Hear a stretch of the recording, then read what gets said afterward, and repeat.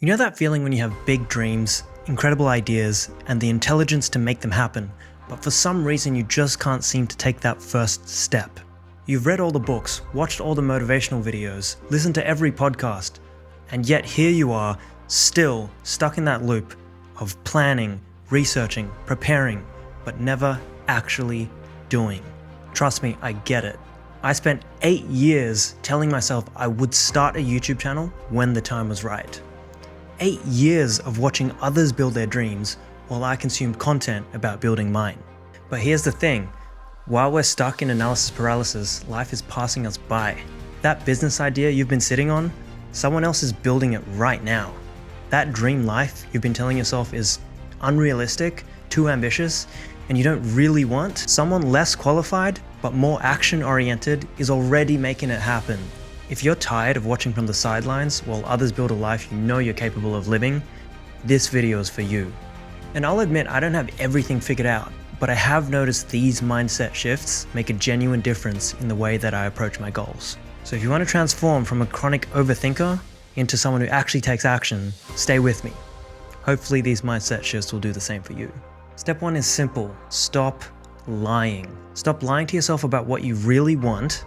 Stop lying to yourself about where you really want to be, and stop lying to yourself about where you currently stand. Stop telling yourself things that you know in your heart is not true just to avoid short-term discomfort. So, and I just have an absolutely miraculous realm of opportunity in front of me. It's crazy. Every day I have is so interesting that it's almost unbearable. And I would tell people who are listening, you might want that for yourself, let's say. You might want to have that. And I can tell you, one way to increase the probability that things will unfold for you properly is to not lie. Just stop lying. Period. Stop saying things you believe to be untrue. Stop doing things you know to be wrong. Just start with that. Not to piss off the positive polys in the room, but if you haven't gotten what you want, then you're not worthy of it. Period. And that's okay. Now you can admit that you suck and improve. Better to know you're bad for a season than pretend you're good for a lifetime. We will never change if we wake up every day and repeat the same lies just like yesterday, just so we can feel good in the short term. Which is why a tough exercise I'm starting to do more often is removing cheap dopamine like social media and Netflix, particularly at night, because they allow you to escape short-term discomfort and facing your most confronting thoughts. Instead, during this period, I try to, as they say, look the dragon dead in the eye and be brutally honest about the consequences of not taking action. I think, what if I continue down this route of inaction? What will my life look like in 10 years? You have to let yourself actually feel the pain of brutal honesty. You might spiral for a bit. You might feel the anxiety bubble up to the surface, and the discomfort might be on the verge of unbearable, but you have to push through. Resist the urge to numb yourself with another distraction, and it will pay off, because as soon as the pain of staying the same is greater than the pain of change, you'll take action. Here's a mild but still valid personal example. All my life I've struggled immensely with speaking under pressure. Anyone who can relate knows the feeling of having the thoughts, but the way it comes out is like, what on earth was that? It makes you feel like an idiot. It makes you feel like you don't want to speak up and be heard. It's like you have so much more inside, but no way of showing it because it never comes out right. And for years the lie was, it's no big deal, because I'm good with things. I don't need to be good with people. The truth is, it is a big deal.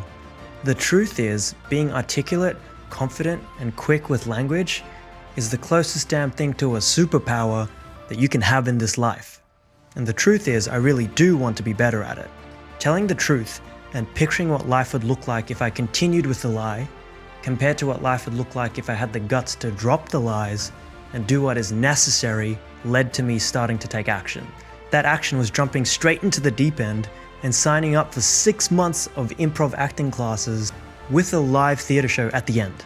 For those who don't know what improv is, you essentially get on a stage without a script, with a partner or a small group, and create scenes on the spot without any preparation, and it's terrifying. You have to think on your feet, react in real time, and fully commit to whatever direction the scene is taking, no matter how uncomfortable you're feeling with how unhinged it's getting. You take my chair.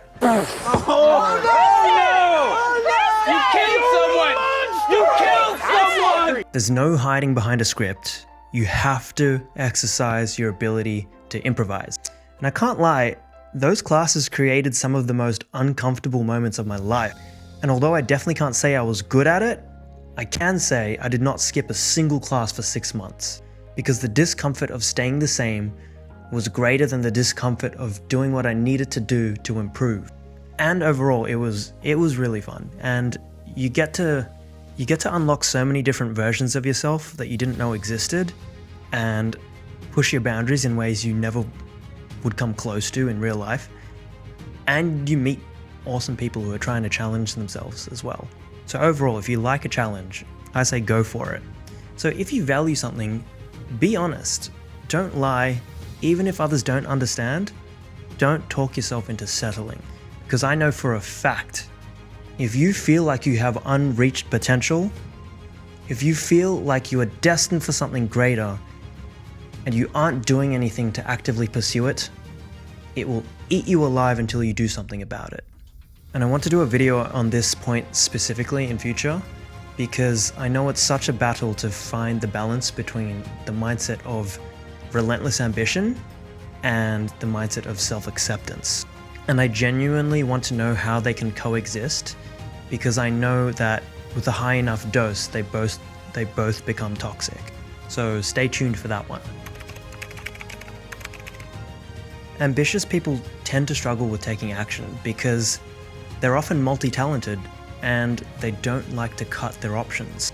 But the issue is, real success comes when you focus on fewer options. And it doesn't help that we live in an age where we're exposed to every imaginable lifestyle, every career path possible, and every opinion and every counter-opinion. The money, the cars, the women, the expensive dinners, all of this bullshit, none of it fucking matters. So you've made 100 grand. You're still poor. You need to compare yourself always and constantly to somebody who is outperforming you. And instead of empowering us, this crushes us.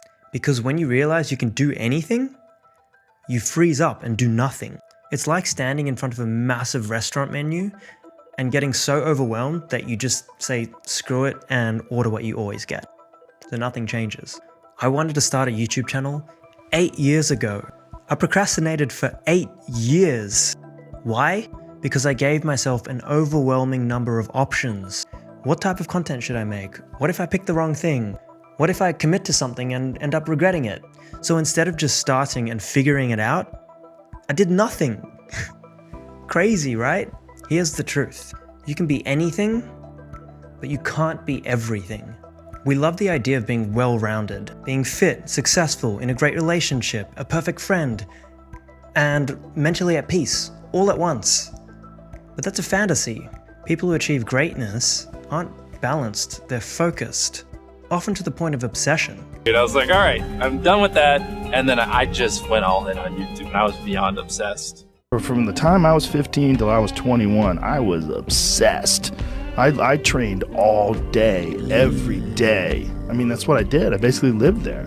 Obsession. They say it's a bad word. Yeah. I don't think so, Joe. No, I think it's a bad word. Define my life. Yeah. I mean, I've had a good life. I've had a good life through obsession. And you might be thinking, that sounds miserable. But it doesn't have to be miserable. And that's a concept I want to explore deeply on this channel. Now, what else I've noticed is it's not just too many options that hold us back, it's too many opinions. Taking on too many opinions will dilute your ambition and blur your vision, and it will make every step forward feel like a mistake. It's so easy to fall into the trap of people-pleasing, trying to satisfy everyone, even those who fundamentally do not want the life that you want. And that's fine, to each their own. But as the saying goes, a man with one watch knows the time, a man with 2 watches is never sure. So be authentic, know your values, and if they're good, have the courage to stick to them. Now I know what you're thinking, but how do I figure out what to focus on? It's so much easier said than done. Here are a couple of quick techniques that I love using. I ask myself, if goal A is wildly successful in 5 years, how much do goals B and C even matter? What's that one thing that if wildly successful, it makes a whole bunch of other things fade into irrelevance? This will help you separate a real goal from a safety net. In other words, something you should focus on and something that's just a distraction. Another principle I had to beat into my brain is when you don't know what to do the simplest thing first. Don't chase complexity thinking that it equates to value, because it doesn't. Instead, let the need for complexity present itself to you as you go. Which brings me to the next mindset shift. And this one is probably my single biggest blocker for taking action, and it is focus on the step directly in front of you. Does this sound familiar? I'm reading the books, I'm watching the videos, I'm listening to the podcasts, but my life looks exactly the same as it did a month ago, 2 months ago. In fact, my life looks exactly the same as it did a year ago, with the same list of unsolved problems. How is this possible when I've been filling my mind with so much valuable content? The problem here is when you're in this state, you're not focused on the step directly in front of you. You're living in the future, tricking your brain into feeling like you're making progress by solving problems that you're not actually facing, and filling your mind with just-in-case knowledge. You see, I've found that you have to get used to being brutally honest about where you currently stand, even if it obliterates your ego. You have to say, okay, now that I know where I'm going, and I know where I stand, what's the step directly in front of me? What is the obstacle so close that it is preventing me from putting one foot in front of the other? When you ask this question, the answer you get is usually not glamorous at all, and it's super down to earth. It could be as simple as get a Sharpie, get a giant piece of paper, and start scribbling words onto that paper like a second grader. Because one of those words could lead to an idea that leads to an action that sets you on a path that changes your life. So why don't we do it? Well, it's usually our ego that gets in the way. Being a beginner is incredibly humbling, and it gets harder to embrace that beginner mindset as we get older. Our egos become roadblocks when we have to take those small, humble steps forward. See, your brain is a powerful problem-solving engine. And while you're standing on step 1, you're putting it to work on step 45, and then step 86. And of course, there's nothing you can do today to jump from step 1 to step 86. So the knowledge just fades away, and you never move. I mean, I spent months preparing to create content. I was reading books on storytelling, studying successful creators, taking notes on video editing techniques, but I wasn't actually creating anything. I was confusing learning with doing, and there's obviously a massive difference between the two. It's so easy to confuse preparing to take action with taking action, and we all do it. Take the gym, for example. You can put it on your Google Calendar. You can put on the fanciest Gymshark setup. You can drive to the gym. You can walk into the gym. You can sit on one of the benches. You can even put your hands on the bar. But until you're lifting that weight against gravity, you're not actually taking action. You're preparing to take action. You see how blurry the lines can get? Look, we've covered some powerful mindset shifts. But this last one, I've held myself back for years because I ignored it.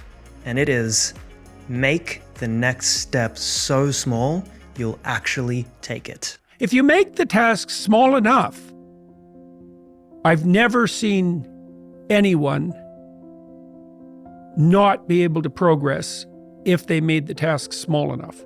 But, that can be pretty humiliating. So what's cool is that it doesn't really matter how small that first step is, because it'll start doubling, and anything that doubles grows unbelievably quickly. And so that's a very useful thing to know too.